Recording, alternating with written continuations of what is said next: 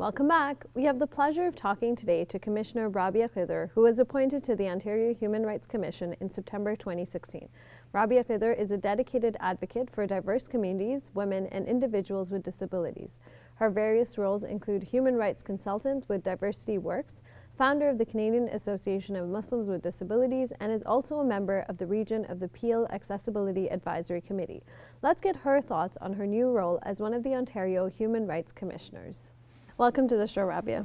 Thank you. So I know you've been recently appointed as the Ontario Human Rights Commissioner, so congratulations on that.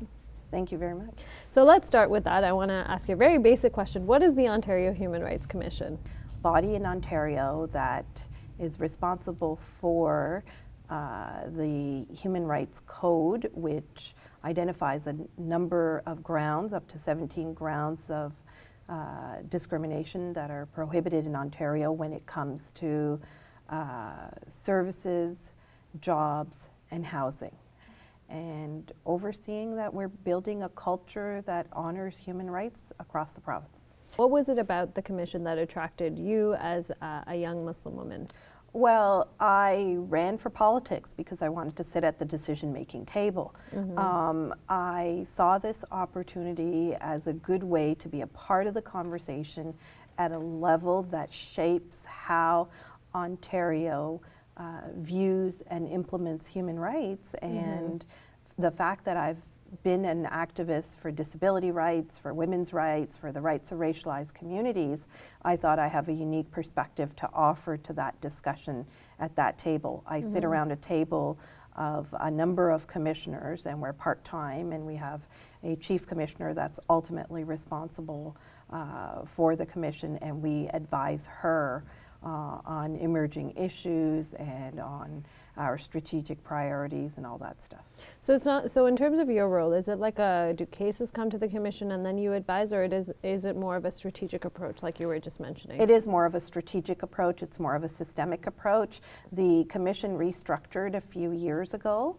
It used to hear cases directly historically, but under its new mandate, there's 3 pillars to the human rights process in Ontario. So you have the Human Rights Legal Support Centre, you have the Human Rights Tribunal, and then you have the Human Rights Commission. Taking all of this that we've discussed into context, how do you see this role fitting into not only your Muslim identity and values, but also as a Canadian and the values that we hold and believe in? Well, again, I truly believe that the values as Canadians are articulated through the laws of the land. So through our Charter of Rights and Freedoms at the federal level, through our Multiculturalism Act, through human rights laws at the federal and provincial levels, and particularly accessibility laws in Ontario. These are what dictate quote-unquote Canadian values, and I see no conflict between my values as a Muslim with my values as a Canadian. I see them very complementary, and I'm very passionate about taking responsibility to ensure that all citizens, all residents of this province, of this country, have equal access to exercising their rights.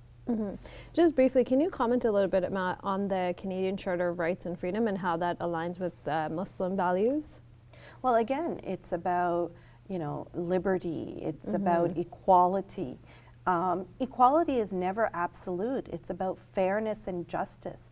Justice is a principle that is at the core of Islamic values as articulated through God's laws in the Quran, as articulated through the Prophet's life in his sayings and in his traditions.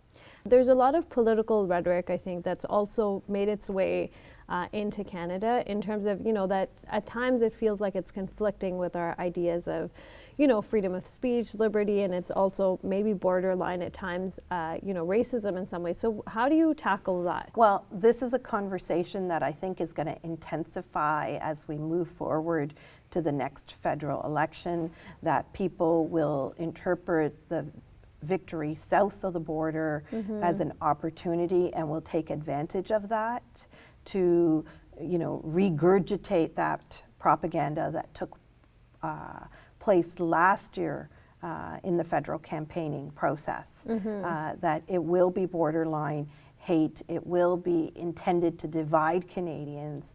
I think the Canadians stood firm last time on their Canadian values and sent a very strong message that we value and respect diversity, and that we truly are not going to fall into the trap of hate mongering, but somehow that concept is gaining traction again. I think the vast silent majority need to step up to the plate, you know, come out of the closet, so to speak, and engage in an open and transparent dialogue on what Canadian values truly and genuinely are, that really matter to all Canadians, regardless of race, regardless of ethnicity, regardless of faith. Can you give me some practical examples that we can proactively do this right now? And I know you do a lot of it already in your work, so maybe related to that.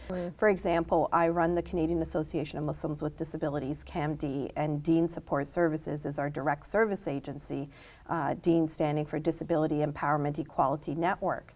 Now, we are guided by our faith-based values, by our Islamic values, but we are there to serve everybody. When we are serving people, we are showing people what we are truly about, what we value, what our values are, and how our values complement theirs. So we truly build that concept of it's not us and them, but it's we. It's all of us together in this, addressing mutually important issues and challenges in society.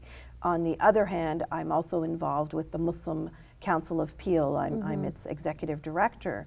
And that, again, is a local approach to engaging our mosques and institutions in Peel region in being out there and being represented and sitting at regional planning tables, talking about poverty, talking about housing and homelessness, talking about interfaith, talking about newcomer settlement and integration, and how are we as mosques and Islamic organizations contributing toward all of these issues in the region, and what are we prepared to do, and how are we supporting other institutions in addressing needs. So I think if we really want to demonstrate who we are as Muslims, as a community, what our contribution is to this society, it truly is about being out there and engaging fully in interfaith spaces, in interagency spaces, demonstrating how we're serving the community and learning where the gaps are, and supporting the reduction in those gaps. Do you find that you are able to attract and engage with people of other faith backgrounds? Absolutely. When it comes to parents who have children with developmental disabilities, particularly adult children, they're desperate for support. There's waiting lists, there's lack of funding. There's also, you know, not much attention being given to cultural and spiritual diversity and engagement at that level. So in our programs currently, we have Muslims and we have people of other faiths or non-faith affiliations who are fully participating, who are benefiting from what we are doing as a community, because our issues are the same. What advice do you have for other people, Muslims and non-Muslim, who want to engage and get into this interfaith work in a proactive way so that we can re-embrace our Canadian values? Our churches, mosques, synagogues, temples, gurdwaras need to come out and fully participate around these tables and get to know each other. We need to open our spiritual spaces and places and invite people in. You know, doors open, when that happens, is a great opportunity to invite people in. When we have commemorations like Islamic History Month or Islamic Heritage Month, whatever we want to call it. Now it has two brandings, provincially and federally. So we have a double obligation to do something during that month, right? We also have Asian Heritage Month. We have Black History Month.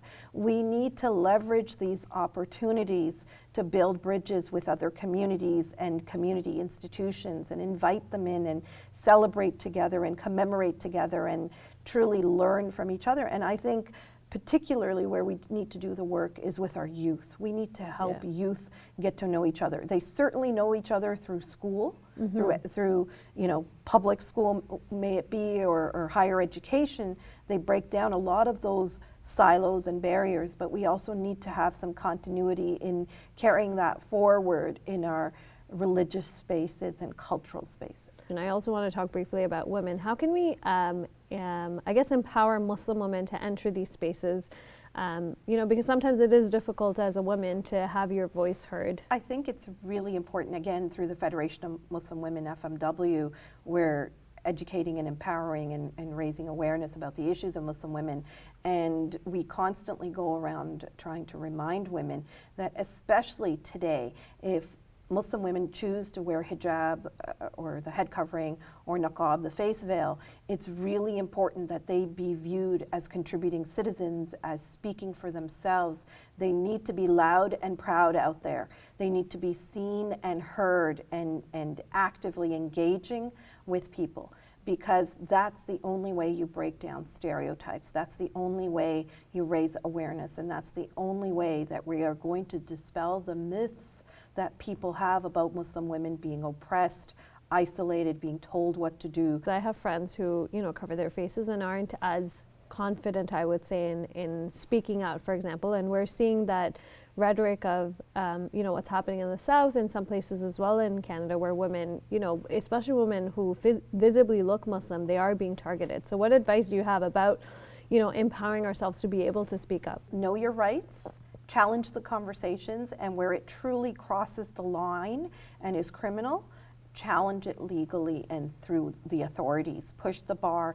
There are limits and bounds to freedom, and if you're being harassed and you're being victimized, then you need to speak out and challenge that.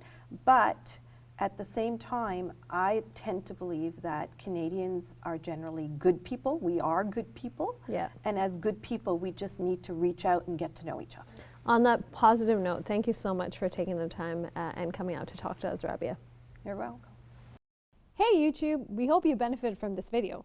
If you liked it, or if you didn't, let us know in the comments below. And if you're interested in learning more, check out some of our other videos. And don't forget to subscribe so you can get new videos every Monday, Wednesday, and Friday.